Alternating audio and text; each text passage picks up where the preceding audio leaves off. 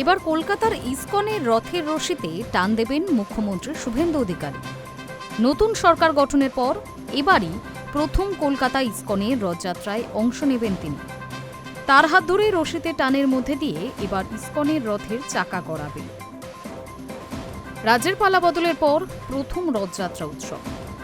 এবার কলকাতার ইসকনের রথের রশিতে টান দেবেন মুখ্যমন্ত্রী শুভেন্দু অধিকারী। নতুন সরকার গঠনের পর এবারই প্রথম কলকাতা ইসকনের রথযাত্রায় অংশ নেবেন শুভেন্দু অধিকারী। তার হাত ধরে রশিতে টানের মধ্যে দিয়ে এবার ইসকনের রথের চাকা গড়াবে। এই বার্তাই ইসকনের তরফে জানানো হয়েছে। শুধু তাই নয়, উৎসবে আমন্ত্রণ জানানো হয়েছে কেন্দ্রীয় স্বরাষ্ট্রমন্ত্রী অমিত শাহকে। আগামী 16 জুলাই বৃহস্পতিবার রথযাত্রা। দক্ষিণ কলকাতা থেকে ইসকনের রথ বেরোয়। মহানগরের দীর্ঘ পথ অতিক্রম করে ময়দানে এসে থামবে প্রভু জগন্নাথ, বলরাম, সুভদ্রার রথ। ময়দান চত্বরে জগন্নাথ দেবের মাসির বাড়ি দীর্ঘদিন ধরেই স্থির হয়ে রয়েছে।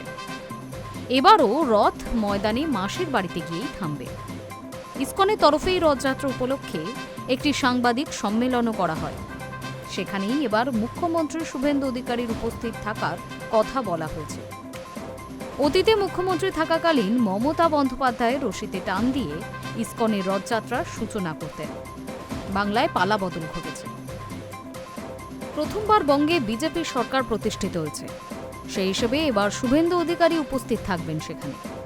বেলা 11:45 নাগাদ উপস্থিত হবেন তিনি। একাধিক বিগ্রহ দর্শন থেকে শুরু করে আচার মেনে রথের রশিতে টান সবটাই হবে রাজ্যের মুখ্যমন্ত্রীর উপস্থিতিতে।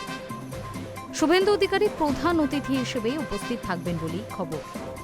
শুধু তাই নয়, রথযাত্রার অনুষ্ঠানে কেন্দ্রীয় স্বরাষ্ট্রমন্ত্রী অমিত শাহকেও আমন্ত্রণ জানানো হয়েছে। ইসকনের তরফে এদিন অধ্যক্ষ দয়ারাম দাস সহ অধ্যক্ষ বল্লভ চৈতন্য দাস, কলকাতা ইসকনের রথযাত্রা কমিটির চেয়ারম্যান অনঙ্ক মোহন দাস ও কলকাতা ইসকনের সচিব অনন্ত ভগবান দাস সাংবাদিকদের মুখোমুখি হয়েছিলেন। তারা জানান, স্বরাষ্ট্রমন্ত্রী রথযাত্রা উৎসবের মধ্যবর্তী সময় কলকাতা থাকবেন বলেই জানতে পারছি। তাকে আনুষ্ঠানিক আমন্ত্রণের ভাবনা রয়েছে।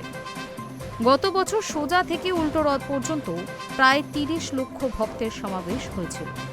এবার সেই রেকর্ড ভাঙবে বলেই আশা করা হচ্ছে।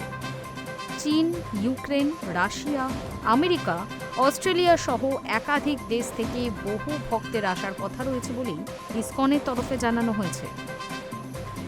High News network.